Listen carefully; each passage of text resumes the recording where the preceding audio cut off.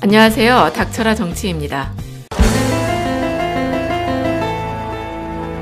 지난 방송에서요. 조국 전 장관에 대해 검찰이 직권남용, 권리행사 방해 혐의로 사전 구속 영장을 청구했다는 말씀을 드렸었는데요.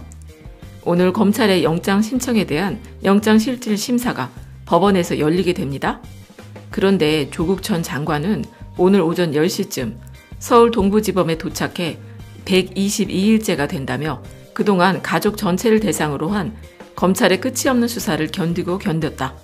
혹독한 시간이었다고 하면서 검찰의 영장 신청 내용에 동의할 수 없다고 밝혔습니다. 정말 생각해보면 기가 막힌 일 아닌가요? 윤석열 총장이 뭐라고 했나요? 수사권 가지고 복수하면 그게 깡패지 검사입니까? 라고 말했던 윤석열 총장이 이렇게까지 명분 없는 수사를 이어갈지는 상상도 못했던 일이죠. 더구나 조국 전 법무부 장관은 공수처 설치와 사법개혁을 누구보다 원했던 사람이고요.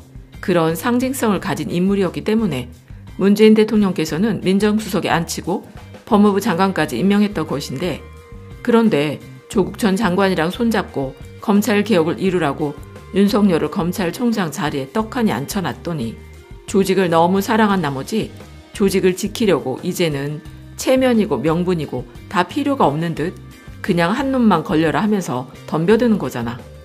그래도 다행스러운 게 있다면 지금까지 검찰개혁이 힘을 받지 못했던 이유가 뭐였는지 생각을 좀 해보면, 노무현 전 대통령께서 강금실 장관을 법무부 수장으로 앉히며 검찰개혁을 위해서 의욕적인 모습을 보이셨을 땐 국민들 마음속에는 검찰보다 경찰이 더 문제가 아닌가? 검사들이 그래도 경찰보다는 정의롭다는 생각이 있었다는 겁니다. 하지만 노무현 전 대통령과 관련된 수사 정보를 언론에 막 뿌리며 망신 주기를 하더니 결국엔 기소를 하지도 못하고 말았죠. 그때 만약에 기소할 만한 거리를 찾았다고 한다면 지금쯤 문재인 대통령이나 유시민 이사장도 자리에 있지 못했을 만큼 이명박근혜 시절의 친노 인사들, 특히 그 핵심에 있었던 문재인 대통령이나 유시민 이사장, 이해찬 대표 같은 사람은 탈탈 털고 또 털렸을 거라는 것이죠. 그리고 어제 또 검찰이 노무현 재단 계좌를 들여다봤다는 뉴스가 나왔죠? 아니, 이제 와서는 노무현 재단 통장을 들여다본다고 뭐 달라질 게 있겠습니까? 오죽했으면 유시민 이사장이 알릴레오에서요, 본인의 이메일은 누구나 언제나 들여다봐도 괜찮다는 마음으로 관리하고 있다고 했었죠? 그러니까 그동안 얼마나 당했으면 그런 생각을 가지고 있겠냐는 겁니다. 그리고 노무현 대통령을 보내면서 우리 국민들 마음속에는 그동안 검찰 조직에 대해선 그래도 나름대로 깨끗한 조직? 이만하면 괜찮은 조직이라는 생각을 가지고 있기도 했지만 노무현 대통령 이후론 어라 저것들 봐라 하는 마음이 생기기 시작한 것 아닙니까? 더구나 이번에 조국 전 장관 가족이 탈탈 털리는 걸 보면서 검찰이라는 조직이 자기가 가진 권한을 마음대로 휘두르게 놔두면 누구든 죽일 수도 있겠다는 걸 우리 국민들 모두가 깨닫게 된 것이죠. 그러니까 그걸 깨달은 국민들이 서초동이나 여의도에 모여서 개국본도 깜짝 놀랄 만큼요. 하루아침에 100만 명이 넘더니 그 다음 집회 땐 300만이 넘어버린 것 아니겠어요? 그리고 그만큼 우리 국민들이 나서서 검찰을 개혁의 대상으로 지목하고 있으니 비로소 검찰개혁이라는 길도 열리고 있다는 거잖아요. 그런데 윤석열 총장이 공수처 법안이 국회에서 통과될 것 같으니 드디어 직접 입을 열었다고 합니다. 아니, 대검찰청에서 윤석열 총장 지시로 입장문을 냈다고 하는데 그 입장문 제목이 공수처에 대한 범죄 통보 조항은 중대한 독소 조항이라는 거예요. 그러니까 이 말은 공수처법에 포함된 검찰 수사 과정에서 발견된 공직자의 범죄 정보를 모두 다 공수처에 통보해야 한다는 조항을 걸고 넘어졌다는 겁니다. 그러면서 또 공수처는 단일한 반부패 기구일 뿐 검경의 고위공직자 수사 컨트롤 타워나 상급기관이 아니라면서 검경 수사 착수 단계부터 공수처가 그 내용을 통보받는 건 정부 조직 체계 원리에 맞지 않다며 비판한다는 겁니다. 그러니까 공수처에서는 검경의 수사 착수 내용을 통보받아야 할 이유가 없다는 건데, 공수처나 검찰과 경찰은 각자의 헌법과 법률의 테두리 안에서 각각의 역할을 수행하면 된다며 수사 착수 때부터 검경이 공수처에 사전 보고를 하면은 공수처가 입맛에 맞는 사건을 넘겨받아서 자체 수사를 개시해 과잉 수사를 하거나 반대로 검찰과 경찰의 자체 수사에 맡기고 싶지 않은 사건은 가로채 가서 문개기식으로 부실 수사를 할 수 있다고 반대한다는 겁니다. 아니, 그걸 그렇게 잘 알고 있으면서 왜 자기들은 지금껏 그랬냐는 것이죠. 고래고기 사건을 가져가서는 자기들 맘대로 돌려주지를 않나.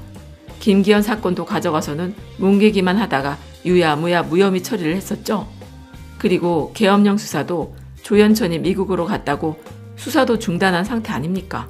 나경원은 뭐 시민단체가 7번, 어제까지 8번을 고소를 했어도 수사도 안 되고, 장제원 아들 음주운전 사건도 3달이 넘도록 진행된 게 없다고 어제 기사가 떴었죠?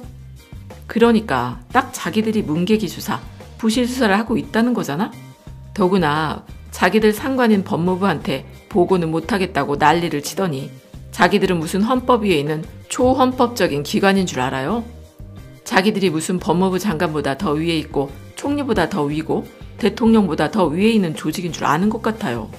게다가 해당 조항은 수정안의 한계를 넘었을 뿐만 아니라 사개특위 법사위에서 공식적인 논의조차 되지 않은 사항이 4+1 협의 과정에 갑자기 포함된 것이라며, 이러한 과정은 그 중대성을 고려해 봤을 때 통상의 법안 개정 절차상 심각한 문제가 있다고 말했다는 겁니다. 그런데 검찰이 이렇게 말하지 않았습니까? 정부의 각 기관은 헌법과 법률의 테두리 안에서 각각의 역할을 수행하면 된다고. 그러니까 국회는 국회의원 개인이 헌법기관이잖아? 그러니 그 안에서 어떤 식으로 결론이 났던지 최종적인 표결을 거치면 적법한 절차가 된다는 것이죠. 물론 우리나라 국회가 잘 돌아가면서 정상적인 프로세스를 거칠 수 있다면 두말할 나위도 없이 좋겠지만은, 그런데 지금 검찰이 노골적으로 봐주고 있다는 의심을 받는 자한당에서요, 사개특위랑 법사위 등에서 국회 전체를 마비시키고 있잖아. 더구나 검찰은 자한당 의원들 봐주기를 하는지 패스트트랙 상정 때 최입의 바미당 의원을 감금하던 뉴스 영상까지 다 나와 있는데 왜 수사를 안 하고 있는지 도무지 이해하기 어려운 것 아니겠습니까? 거기다 또 자한당이 주장하던 사보임 문제를 털려고 하는지 국회 방송까지 압수수색을 했었죠. 아니, 왜 사보임 문제를 검찰에서 터냐고. 그러니까 검찰이 지금 정치를 한다고 더 의심을 받는 것이죠. 그리고 이번에 또 검찰 입에서 사개특위랑 법사 얘기가 나오고 있으니 검찰이 정치에 간섭한다는 의심은 더 강해지는 것 아니겠습니까? 아, 그래서 저렇게 자한당 의원들은 수사를 안 하나 싶다는 겁니다. 그리고 조국 전 장관에 대한 구속영장이 신청됐을 때 청와대에서는 아주 강력한 입장을 냈었죠. 청와대는 검찰의 허락을 받고 일하는 조직이 아니다 하면서 입장 표명을 했는데, 그 말이요, 법률적으로 봤을 때 아주 커다란 의미가 있는 게, 유재수한테 죄가 있는데 왜 그걸 모르고 수사 의뢰 안 했어? 그게 범죄야 라고 검찰에서 주장을 한다면, 지금까지 검찰이 불기소한 건 다 뒤져서 만약에 죄가 있는 게 하나라도 밝혀지게 된다면 다 감옥에 갈 수도 있다는 것이죠. 더구나 청와대 민정수석실은요, 감찰권은 있지만 수사권은 없잖아. 참고로 우리 국민들이 평소에 가짜뉴스를 하도 들어서 그런지 착각을 하는 게, 민정수석실에서는요, 감찰권만 있고 수사권은 없어요. 그리고 감찰이라는 게 뭐냐면 상대방 동의하여야 하는데, 예를 들어서 이메일 조사나 휴대폰 포렌식 조사가 필요할 때 꼭 상대가 동의해야 가능하다는 겁니다.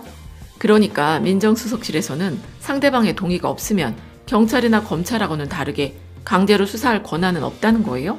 그렇기 때문에 감찰 대상을 불렀는데 나 안 가? 라고 하거나 휴대폰을 내놓으라고 하는데도 안 주면 더 이상 민정수석실에서 할 수 있는 게 없다는 겁니다. 그냥 거기서 감찰 불능으로 종료가 된다는 거예요. 일단 이거를 정확하게 이해하셔야 합니다. 그런데 지금 우리나라 언론은 조국 민정수석이 감찰 무마를 했다고 떠들어대고 있어요. 그러니까 이런 단어를 쓰려면 상대가 동의했음에도 불구하고 민정수석실에서 스스로 감찰을 중단했을 때나 감찰 중단, 감찰 무마 이렇게 쓸 수 있는 겁니다. 하지만 이번 유재수 부시장 사건은 민정수석실에서 불렀는데 오질 않았다는 겁니다. 그래서 더 이상 감찰할 수 있는 게 없어서 감찰 불능이 되니까 거기서 종료가 된 거예요. 그런데 그거를 또 우리나라 언론은 감찰 중단이라고 떠들어대고 있으니 수사권과 감찰권의 차이를 모르는 일반인들이라면 혹해서 속아 넘어갈 수 있다는 것 아니겠습니까? 감찰이 더 이상 불가능하게 됐으니 민정수석실에서는 강제 수사권이란 게 없어서 거기까지만 확인을 하고 감찰 보고서를 썼는데 그 보고서를 가지고 회의를 연 겁니다. 그게 언론에서 떠드는 3인 회의라는 거예요. 그런데 그 3인 회의에서 어떤 걸 결정할 수 있겠습니까? 거기서 아무 일 없듯이 그냥 끝낼 수도 있겠고, 아니면 수사하라고 넘길 수도 있겠고, 아니면 소속기관에 넘겨서 거기서 알아서 판단하라고 하겠죠. 참고로 이 유재수 같은 경우엔 금융위가 되겠죠. 그렇게 민정수석실에서는 금융위에 이첩하기로 결정을 했는데, 금융위에서 자체적으로 판단해 징계할지 고발할지 알아서 하도록 이첩한 겁니다. 그러니까 이게 민정의 권한이고 판단이라는 거예요. 그런데 검찰은 이러한 민정수석실의 고유한 판단을 범죄라고 하는 겁니다. 그러니 검찰은 민정수석실의 판단에 대해서 상급 심사기관이 되겠다는 것 아니겠습니까? 자기들이 뭔데 민정수석실의 판단을 다시 재판한다는 거잖아? 바로 이게 사건의 본질입니다, 본질. 지금까지 검찰이 민정수석실을 상대로 이랬던 적이 있었습니까? 그러니 조국 전 장관을 향해서 살아있는 권력 어쩌고 하는 건 말도 안 된다는 것이죠. 오죽했으면 조국 전 장관을 부를 때 교수님이라고 하겠어? 한마디로 우습게 본다는 거잖아. 어쨌든 청와대 민정수석실의 감찰 중단과 감찰 무마를 문제 삼아 보려면 한마디로 말해서 검찰은 청와대 위에 있는 국가기관이겠죠? 물론 명백하게 불법이 드러났는데 민정수석실에서 수사 의뢰를 하지 않고서 돈을 받아 먹고는 금융위에 넘기는 게 아니라 덮었다고 그러면 이거는 정말 엄청난 사건이 되는 거겠죠. 하지만 근데 그게 아니었단 거잖아?